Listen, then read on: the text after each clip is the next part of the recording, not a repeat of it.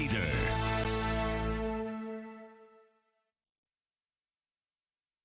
Now, your forecast first, sponsored by Matex Heating, Cooling, and Plumbing. All right, it has been a snowy day out there for some, and some of you more than others, depending on where you are.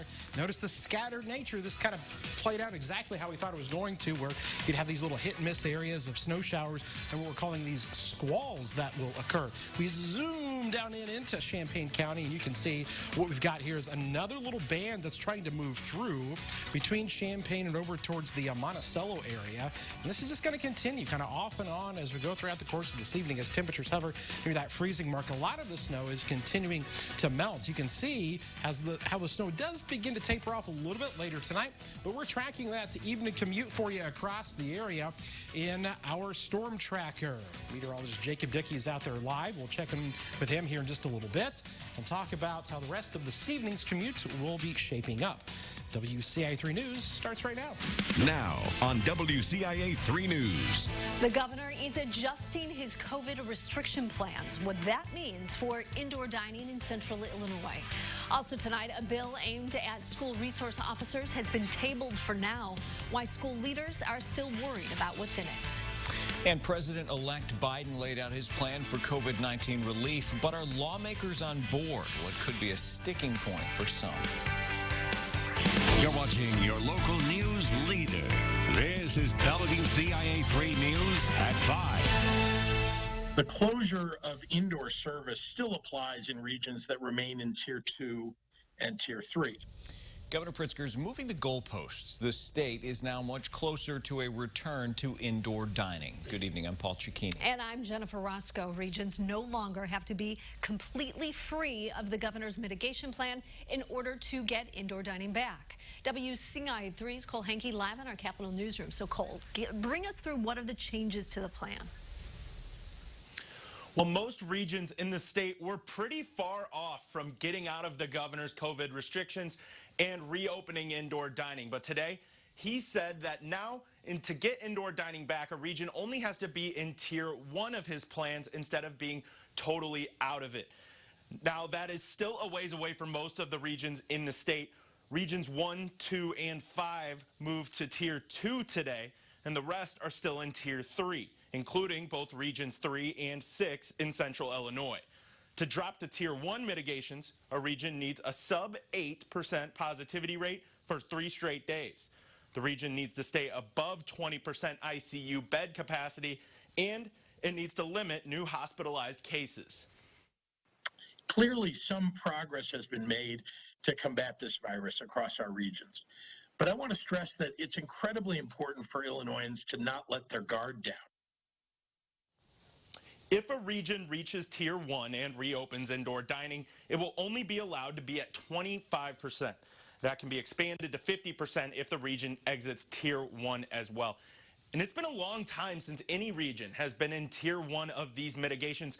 It's been since the governor put that blanket Tier 3 mitigation plan across the entire state back in mid-November.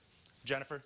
And Cole, we do want to say there are places all across Illinois that have indoor dining now. They're not waiting on the governor to tell them if they can or not. Exactly. Sangamon County is one of them. Right here, they've had 2 weeks now of having indoor dining open, and so far, Sangamon County is actually one of Region 3 is actually really close to not only being out of Tier 3, but also Tier 2. Okay, Cole, be watching that for us. Thank you so much. Now, both regions, like he said, 3 and 6 in central Illinois remain in Tier 3. Region 6 currently at 7.9% positivity, but has had an increasing number of COVID patients in the hospital for the past 6 days. Region 3 is at 6.5% positivity, but is under 20% ICU bed capacity today. And here's a follow-up. The Macon County Board voted to allow indoor dining, what we were just talking about, without risk of being closed. But the city says, Decatur says, businesses should still be cautious. Last night, the board passed an ordinance to limit the health department's ability to enforce state guidelines. But the city says the state's rules are still in effect, whether or not a local government chooses to enforce them. The city will continue to enforce its ordinances. The Macon County Health Department said they are still learning what this decision means for them, but they will continue to give education and guidance. So here's a look at the latest COVID numbers statewide. A case of the COVID-19 variant first seen in the UK is in Illinois. And this new strain, which is more infectious, was initially identified in the U.S. about 2 weeks ago. Good news, though, there's no evidence it causes more severe illness. So the state is also reporting 6,600 new cases of COVID-19 in the last 24 hours. 123 more people have died. There is a bit of good news, though. The positivity rate is continuing to fall. It is now at 7.7%. News tonight at 5, a man was arrested after police say he robbed a liquor store and stabbed someone in Danville. Happened at Sunshine Liquor on East Main around 8:30 last night. Police say an officer was waved down by a woman who works there. She said there was a man with a knife robbing the store. Police later learned the man stabbed another employee in the hip before taking cash from the register. That employee is expected to recover. 28-year-old Lamar Robinson is now charged with armed robbery, aggravated battery, and unlawful use of a weapon. A judge still hasn't decided whether a man needs mental health services after being found not guilty last year by reasons of insanity. State police say Jeffrey Hurd brought several guns and more than 2,000 rounds of ammunition to District 10 headquarters in Pasodum last January. Hurd was back in court today. He was acquitted in December, but the judge is still waiting on an evaluation report from the Department of Human Services. Hurd is currently in their custody. He'll be back in court in 2 weeks. The Taylorville Police Department is warning parents about websites and apps being used by children that make them vulnerable to child predators. Some of those sites include Monkey.cool, Omegle, and a B-Desk. Police encourage parents to talk to their kids about social media and monitor their internet usage. A proposed House bill would make officers at schools a thing of the past. It was introduced yesterday but didn't make it far. WCIA 3's Courtney Bunting joins us now. So, Courtney, where is that legislation tonight? Well, Paul, it's been tabled, which means it probably won't move very much until next year. But the idea behind it has some school leaders concerned.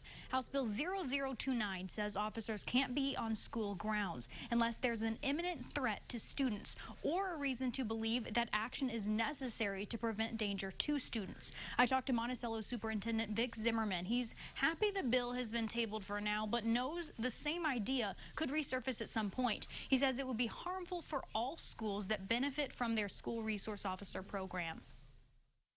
Any superintendent you talk to, if we have an SRO, we'd certainly be disappointed that legislators in Springfield decide on our behalf that it's not good for us, because we've already made the decision locally that we want an SRO. The bill also outlines things that should happen if a student under 18 is questioned by officers. It says their parents should be contacted, and a parent or someone like a school psychologist or school nurse should be there during the questioning. I also talked to the Piatt County School Resource Officer. Coming up at 6, I'll share her thoughts and her take on the proposed bill. Live in the newsroom, Courtney Bunting, WCIA 3, your local news leader. We'll look forward to that story at 6. Courtney, thanks. Now, the bill sponsored by Representative Anstava Murray. We reached out to her to learn more about why she supports it. We have not heard back. Champaign County Animal Control is making changes after a dog was put down by mistake in December. The dog's owner was planning to pick up the pit bull on Christmas, but found out it had been euthanized. Now, the director of Animal Control released plans for improvement. They include more attention to the description of animals that are impounded, more signs to indicate what an animal's status is, and better communication between the front desk and kennel staff. They say the new measures are aimed at making sure this does not happen again. It's a big honor for a famous Central Illinois native who is celebrating Dick Van Dyke later this year. Plus this. I'm Rashad Hudson in Washington. Lawmakers are reacting to President-elect Joe Biden's COVID-19 relief plan. I'll have more on this story coming up.